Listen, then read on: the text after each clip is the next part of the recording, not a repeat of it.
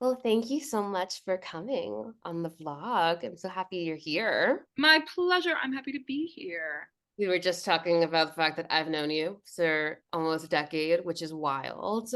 And I feel like it's almost harder with people that I know really well because like I say like introduce yourself, but like I'm just like introduce yourself with these five things that I'm thinking that I want you to tell Make sure people. you hit the whole Make list. sure you No, do just this. kidding. So I literally almost thought about just reading your bio, your website. 'Cause I was like, I want people to know, but I also want to give you agency to authentically describe and say what you want to say about yourself in this moment. So, would you like to tell people who you are, Sonia Goldberg?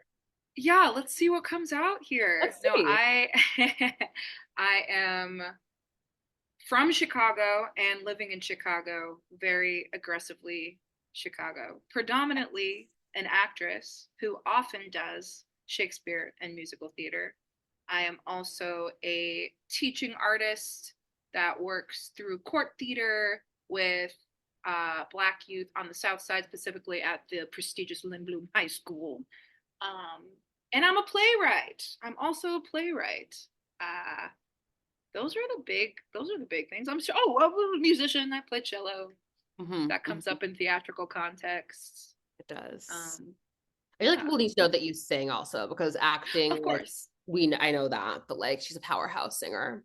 No, we I do be doing the musicals. I Yeah. literally I made you sing I Dreamed a Dream at karaoke a couple years ago just I for my forgot about that. Yeah. entertainments. It was fun. I enjoyed it.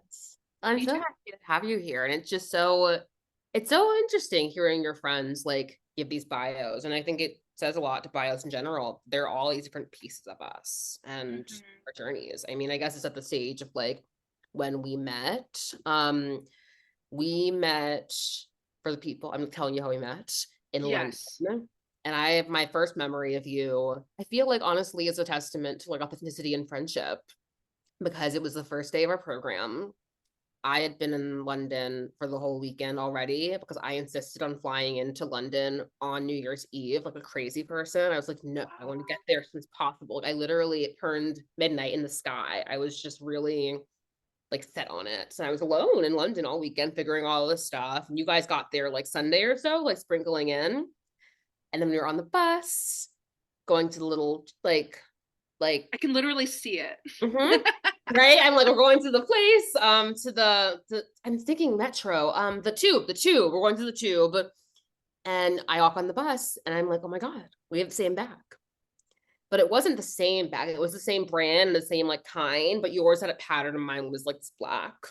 Yeah. No, like yeah. Yep. I have no And I idea where that was bag is, but I I mine's remember in my it. closet. And it's so Aw. funny because I'd never even like really thought about this before, but it's like we didn't like become friends like immediately in that moment. But I'm pretty sure in my head I decided we were friends. No, sure, I yeah. was Well, like, oh no. Yeah. there's something to trusting an initial ease. And you don't have to like write it all the way out no matter what, but it's like initial ease, excited to see what points A, B, and C are. Points A, B, and C happen to all be phenomenal, and here we are. Yes. And I wrote it out. So that was like the first piece of the puzzle. And don't worry, everyone, I will ask actual questions. I'm not just gonna like to go through our friendship for an hour, which I could. I could. And it would be great. It would be fun. But the next like chapter of Sonia and Alexa's early friendship, I feel like also speaks to like what we're here to talk about because it was the moment when you made me cry during that scene. Oh, sure. Oh my And God. it's so fun because I hope everyone can tell, like, it's the only time I ever cried, like, from Sonia. Probably the only time. Like, only time I ever cried from Sonia is when she's on stage. Like, she's not making you cry in real, just making you cry in real life. Yes. But I've thought of that story and I've told it over the years. But do you remember that moment? I do. And when I saw it was a scene from Richard III, right? I'm not Yeah. crazy. It was Yeah, with and I the saw wives, right? yes, because I Yeah. saw Richard III at Chicago Shakes recently, and when that scene came up, I was like, oh. It came, Right? when that specific monologue happened, I was like, TBT to that. Yeah. And like, I mean, for context for everybody, like, can you give a little like snippet of like what that scene is, sort of? Yeah, so there's essentially there how do I say this succinctly? the character that I played is someone who had been deeply wronged by the families of the woman that Alexa played and the woman Erin, right? Yeah. It was Aaron. Yeah, yeah, Yeah. So yeah. they too had been in a place of privilege and comfort and were just now leaving it. And my character was like, "Welcome to how it feels to be persecuted." So it's just a very Mm-hmm. intense. It's like there's a weird like femme familiarity and yeah, it's just like welcome to the club you don't want to be a part of kind of Yeah. thing. So there is a weird layer of almost kindness, but it is also very much I fucking told you so. Oh, sorry, I don't know if I should swear on this, You can but absolutely swear all the time. okay. It's not like, this is not for, I hope people know by this point, this is not a children's hour. No, literally, but So it's a very yeah. it's a Yeah. very pain forward play, and Yeah. especially pain forward scene.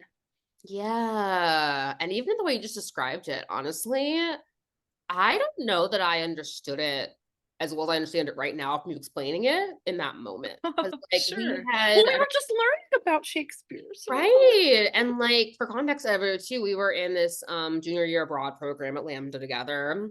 And like I remember going very deeply into my text, but you know, the text of the other people and just all of that. And yeah, like I'm so excited to delve into your relationship with like Shakespeare now, but also then, and like what you remember about what it was like to like, get immersed in that. And like that's not really a fully formed question, but I'm kind of just like talking no, about for sure. Okay, so actually, okay, no, this is perfect. So in my education prior to Lambda and at Lambda, I was grasping pretty hard at the idea of being a good actor, and not just a good actor, like the best actor that I could possibly be. mm, Just like take my ability, and what does that even mean? Like now, as who I am now, I'm like, you silly girl, what does that mean? But yeah. And what part is in the yeah, sorry, like I don't want to cut off already, but like what is that even what did that mean to you grasping at the idea? Like what does that I mean? think, well, it's all about insecurity, right? Well, okay, first of all, it's Mhm. the fact that I loved theater, and it's the fact that I had been told that I am good. And Okay. that was a lot of my validation of self. So I'm like, okay, if Mm, I'm good at this, I'm gonna be the best at this. So mm, yeah, it was very much a self-worth thing, but combined with a genuine being drawn to theater and like seeing theater that makes you cry, that moves you and like yeah. rearranges your molecules. I'm like, I want to facilitate that. And in order to facilitate that, I have to be very good um, with the undertone of, and when I'm good, everyone will like me. Yeah. um, but actually, you remember our dear tutor Robert Price? Of He course. he told me something that I have been massaging out forever. So Mm. in my good student mindset, he was like, Sonia, you have a lawyer brain, and Ooh. acting requires more playfulness and less grasping. So it's like it, Oh. in order to drop in and be present and look in the whites of the eyes of your scene partner, you Yeah. cannot have everything. Like you do have to do your homework. That's another thing he told me actually. Like you have to do the work before you memorize of your character work and like who you want to be on stage, but then you have to be able to throw it away. So he's Mm. like, yeah, you can't be an actor with your lawyer brain. You have to throw out your lawyer brain. And I was like, oh my god, but I Oh, love to have control. I I love. yeah. It's so funny because like I almost want to go back in time to see when he told you that. Like was it during the like little like one-on-ones we had after like our So it was almost towards. It was actually a very. I cherish this conversation, but it was difficult because I was asking for further guidance on the last on Troilus and Cressida, like on Pindus, yeah. And and I yeah, go. he dead ass said, I have reached and going back to what I was saying before, this Oh, was I devastating. He's remember like, yeah, this. like he was like, I have reached the extent of what I can help you with now. Like you Mhm. are yourself as Sonia on stage. I cannot help you transform. Um, and yeah, you have to learn how to let go. And I was like, fuck. I remember that actually a little bit. I feel like it's so funny. We've had so many, like, how many conversations we have on the train, the tube, dinners, shows. Like, I kind of remember you coming to me and being like, what is this? And I was No, just like, So Yeah. it was a gift, but it was devastating. Yeah. But to that end, I feel like another way to answer this question that is important to me. Mhm. One of the first days we were working on, like, we just like went by ourselves in a room, like in different corners, and Mhm. had to read aloud a monologue to ourselves. And I was reading aloud a monologue from Richard II by John of Gaunt. And it's just this old man lamenting what Richard II has done to his beloved country, England. Mhm. Uh, and I didn't know much about the play yet, but simply just reading out loud was our task, and also putting emphasis on the last word of each line. And Mhm. in reading that text aloud, tears were coming to my eyes. Like, I wasn't trying to do anything to it. I Yeah. wasn't trying to be anything, but the text itself, like, just reading it, I'm getting goosebumps even just talking about it. But it God. made it, yeah. And Yeah. it affected me. And I now have a blanket with that monologue on it. Like, No, it's you just, don't. I do. Oh, I love it. I But love yeah, it's it. We'll just, have to get a picture. That's you amazing. can't, I mean, you are a Shakespeare nerd or you are not. And in that moment I was like, uh-oh, I'm you are. lost in the sauce. You got, yeah. Oh my God, of course. And like, oh my God, there's so much there. I mean, to go, I feel like it's so interesting to have all these people telling you you're so good at this, you're so good at this, and you thinking, okay, well, I want to be part of this and facilitate this, so I want to keep being good at this and have that self-worth piece. And then to have this intimate moment with the text where you're having this visceral emotional reaction. And it's not really about whether it's good or not, because you're in a corner trying No, it. And literally. like to me, that connection is authenticity in theater, because you're not like, I'm gonna feel this to show you something. I'm gonna feel this because I'm feeling it. And like that's the that's truth. And to that same end, when you have a body of work like Shakespeare has given us, and that is performed as frequently as it is performed, people get some pretty static ideas of what you should get out of the characters or qualities that the characters should have.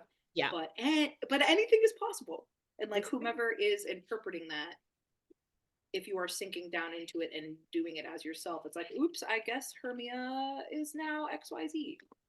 Oh yeah, I played Hermia in college. Love that girl. So your Hermia is very different from Oh yeah. some other Oh yeah. Hermias. Oh yeah. Do you remember the first day, or like one of our first days, when I think it was Rodney that told us, if you've seen bad Shakespeare, like Shakespeare, and you understand it and you feel stupid, you're not stupid, that's bad Shakespeare. Do you remember That that? was I remember that lecture was so freaking awesome. Right? Yeah, because he was talking about too, like, Shakespeare was performed in a room of drunk people yelling, and it's like you had to get their attention. And it's not, Literally. yeah, it's not this high art. Like English Well, it student is, but part, it's been kind of it's been transformed into a high art. And I feel that's one of the like kind of tragedies is like it's been made inaccessible within like pricing and also like where it's put on, but also just the ideas about it. Like all of us were like kids taken from like, across the country, across the world, all these institutions, like pretty privileged people. And we still were like, I don't know if we can do this. yeah, And well, then with my like, freaking no, I didn't mean to. go. Yes, go. But my high schoolers, when I say that we're going to do Shakespeare in the second semester, like every single time, are anywhere between scared shitless and just like, oh my God, it's going to be boring. Yeah. But And they it love it. is, they love it. And and I learn about, or just get re-emphasized, the most important part about acting authentically is like finding your own core in the characters. And it's like seeing melanated people find the inherent playfulness in his words, and like, I'm hearing it, it's singing in a different way. And Yeah. they don't know the kind of accidental innovation that is happening by virtue of their not being pretentious and not having been taught the wrong way. Yeah. Not to be like, oh my God, I taught them the right way, but it's just No, like, you did. what I did, in the sense that I'm like, you can understand this, and once you understand this, you can tell the story your way, and that's all. Like, it's not. Yeah. I mean, it's like a big part of authenticity in anything, especially in theater, it's ownership. Like you Yeah, no, take literally. ownership of this text, because this person does not exist on a page. This person does not belong to the Victorian person that did it on the globe at this time. It belongs to you. Yes, So that's there a is, huge part of it. right? And like, you empower those kids. Yeah, it's really simply just getting them to believe that they can understand it. And Because how do you do? sometimes, Yeah.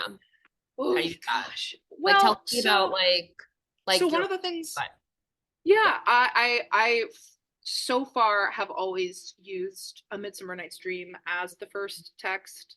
I used Twelfth Night once, and that was successful as well. But Hmm. I, first of all, we go through certain Shakespeare words. I have like a list, and then once we learn what the meaning is, I make them put it in a sentence. Oh, So fun. yeah, so we like they're saying silly colloquial things. Yeah. Um, oh, now I can't think of a single Shakespeare word, but they're making each other laugh.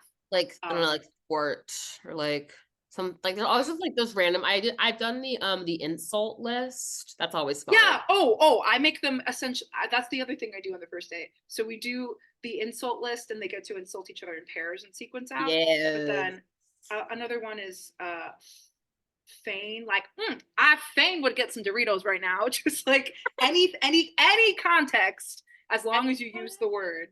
I love Um, it. and that's helpful. And then we take Helena's speech.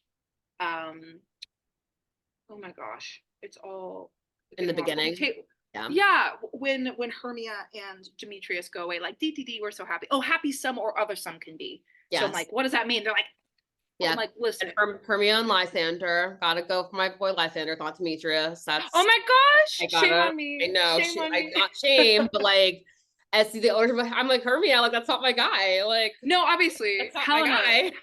Helena wants, or yeah, Helena wants Demetrius. But we Yes. literally go line by line, paraphrasing together. I'm like, what do you think that means? And they're like, crickets. I'm like, no, literally be loudly wrong. What do you think this means? And often they are so close to right, if not on the freaking money. And so that's the empowerment of like, oh, I can do this. I'm like, I know you Yeah. can. It's just a little puzzle. And then once you have the puzzle, you have really cool poetry that you can activate. And like literally activate. You can activate it. And how do you like react when they're loudly wrong? That makes them like okay to try again. So I always am like, oh my gosh, I completely see why you meant that, because this word, it should mean that. But because this is old fashioned language, actually, this means. So I always validate their path to where they got. And then just like, hey, by the way, if you turn to the left, the real answer is there. But I completely see where you're coming from. Yeah, it's so affirming. And again, the Yeah. ownership, like you're right, that's what this kind of should mean, but actually this is what it was. So like, yeah. And I'm hopefully that also um, aids their understanding, so they can remember their organic misconception and then attach that path to what it actually means. Yeah. No, I love that. I Yeah. love that. It's so like, I feel like it's almost like an inner child like healing to like make like you're going back, and like those kids are never going to go to a Shakespeare production and be like, oh, I don't understand this. They're gonna be like, no, this is really bad Shakespeare. And like, unfortunately, Yeah. there's a lot of bad Shakespeare No, for out sure. there. Yeah. Yeah. Love that.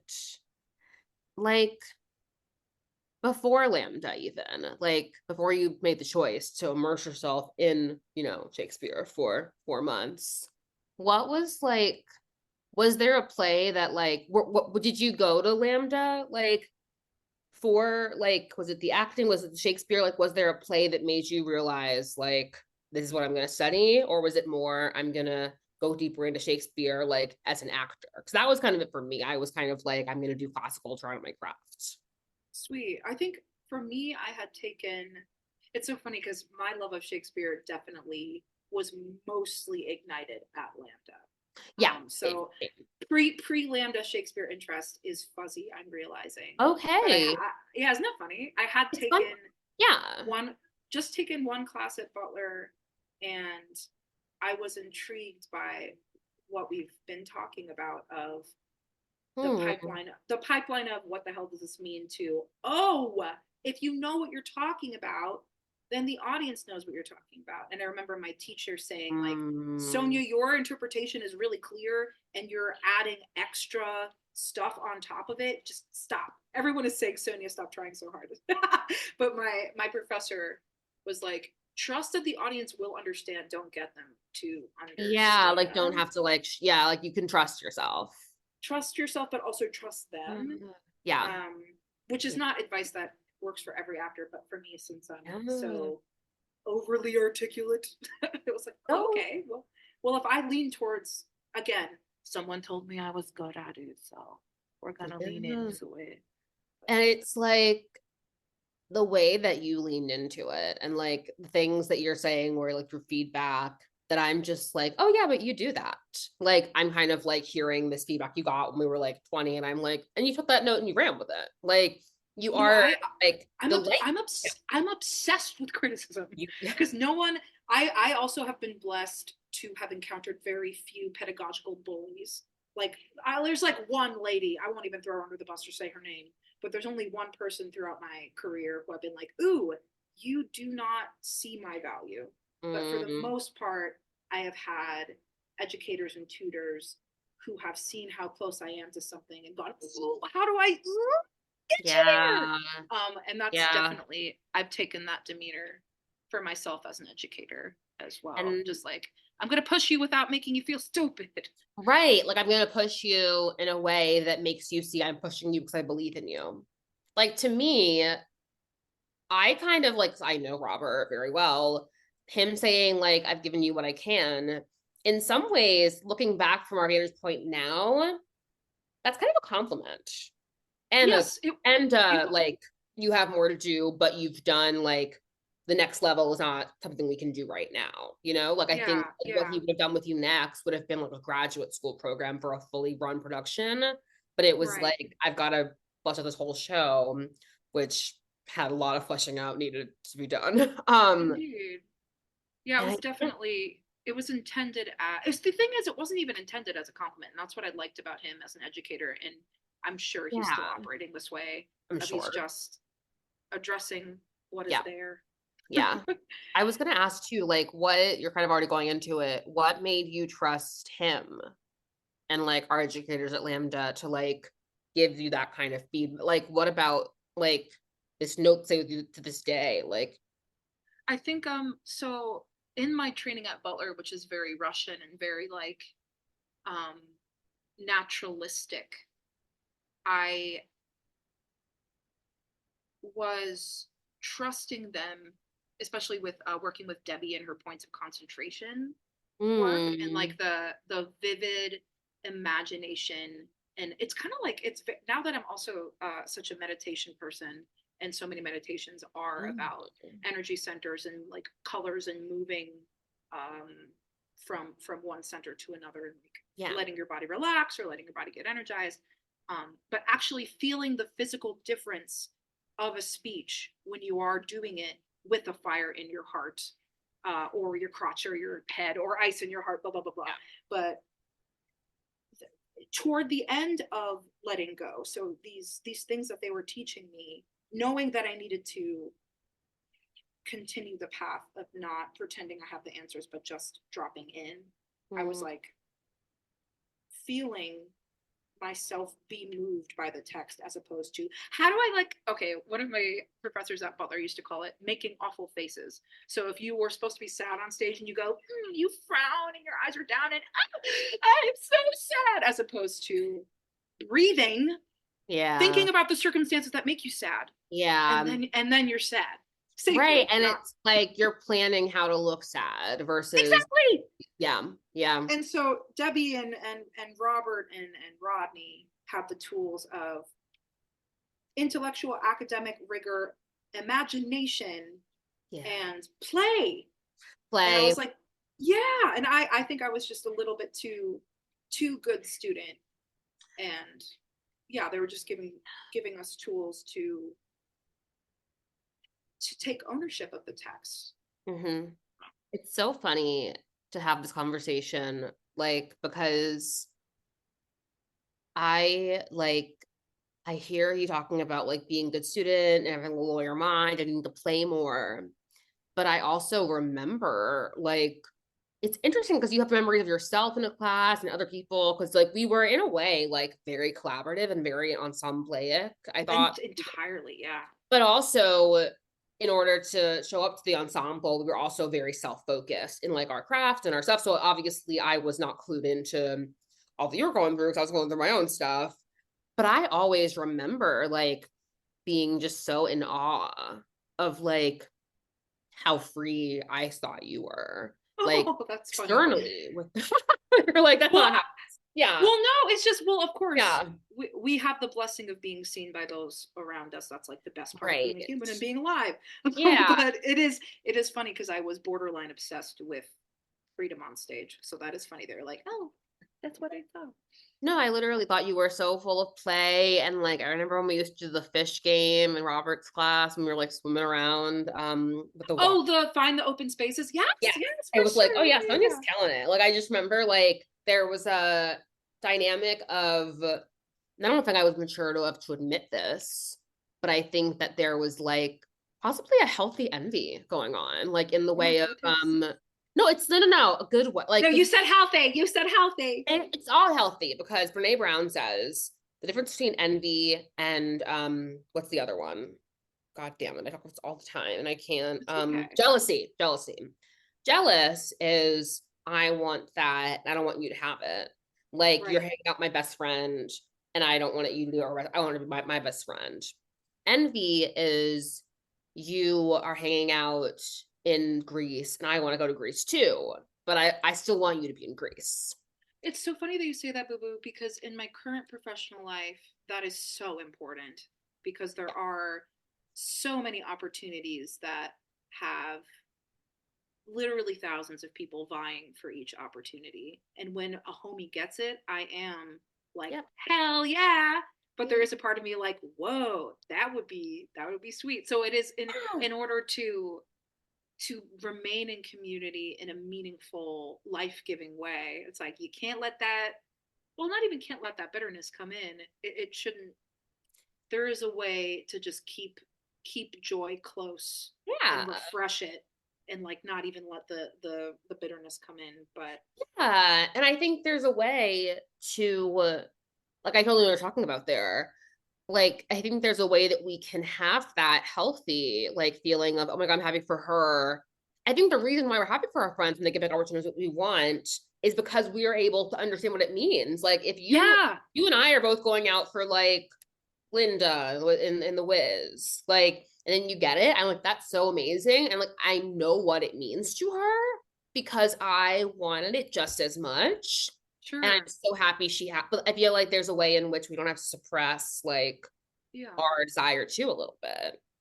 And speaking of authenticity, just but like there's this thing that has brought me such peace and has allowed me to tap into what we're talking about, that whenever I'm up for any part at all, I know that I'm going to be myself. And if they want my interpretation of the role or my essence in that role, then they know where to find me. But as they're surveying their options and they're picking the colors for the painting that they're going to make, if they don't pick my beautiful vibrant color, that does not mean that it does not detract from what I'm bringing to the table. And so when I see whomever was cast instead of me in something, I'm like, oh, hell yeah, I see what you were doing with that. As opposed to, I'm better than her. They should have written. Right. Yeah. It's easier said than done, but I'm grateful that Yeah. it is kind of a reflex now of like, if you, Yeah. this is the And package. how did that kind of build for you? Because I remember like, you know, that we had a professional setting. So we've been, you know, I'm not acting like as much these days, but we've both been acting since we were like in our teens, like, and before that. So it's like we've been dealing with some version of cast lists for a very long Yes, time. for And it's sure. like, I honestly think that like going to a cast list in a professional setting can be just as like not damning, but like hard as like hearing assignments read in class. Like No, yeah. I just had this very weird flashback because we're talking about Rosa Cressida a lot, and I remember we just kind of like auditioned all day in a very like getting to know us way. And Yes. we're just like read out the names, like, so here's what's gonna happen. And we all were just like standing there together. And I think it was a very good way for us all kind of to, okay, these are our parts, this is good. But it was kind of like you hear somebody else get what you want, and you're just like, but this is good for her. But you're like processing it all in real time. You're like, It's hard. it's Yeah. hard. Like, do you, and you had a, in my view, like you had a big part in Troilus and Cressida. Like, did you like, what was your reaction on like that? Or just like, did you feel Well, you're making a face? for that particular play, so for instance, obviously I'm a relatively quirky person, or just a Mhm. very I'm a very particular energy. So there are certain plays where it is clear to me where I would serve best. Mm. And within that context, and that sounds a little conceited, but hopefully you No, it understand what really I mean. doesn't. In I that, promise you it does not. yeah, so it simply made sense to Mhm. me to get that role. And it's like, is Cressida technically a bigger role? Sure, but I also am not giving ingenue. And well, actually, though, Chicago theater community has really helped me turn that fallacy on its head, and that it's like, wait, Yeah. I am capable of softness in this body, in this identity, and in this Yes, you intensity. are. And And like it's cool. what you're Yeah. bringing up here, I think really, because first of all, it's the opposite of conceited to say, I know that I present this way and I know I would be best suited here. But you kind of answered my question just going through it. I'm like, but this is what you could do. But what we are capable of is not always what we want. And so, It's like, true. yeah, like That's very true. like literally, like I also really wanted Cressida. I think we all kind of a lot of us wanted Cressida, I mean, and her speeches are yes, so beautiful. that's so Yeah. beautiful. And then there were different, you know, and Cassandra, and I still remember, oh my God, when Erin did that amazing song, like Oh my that was God. hers. But I was For also sure. like, I want to do that one day too. And yeah, like what has it been like to navigate and balance like what you're capable of and how people see you? Because when you're an actor, how people see you is unfortunately a very big part of your career. And your Yeah, self-worth can get really entangled in that because for like sure. it's very easy to be like, we want you in this box, go be in this box, you're successful in this box. But then you're like, actually, I want to do these things. And, Mhm. you know, maybe there's that. And so I wonder how you like navigate that in your acting journey, you know, Lambda and beyond. You've had a whole career since then, and how you balanced all of that. And I think that we're gonna leave people on a little bit of a cliffhanger, and we're gonna keep, you Ooh. know, we're gonna keep talking, but you guys can come back for the answer to that question next time. So tune in later.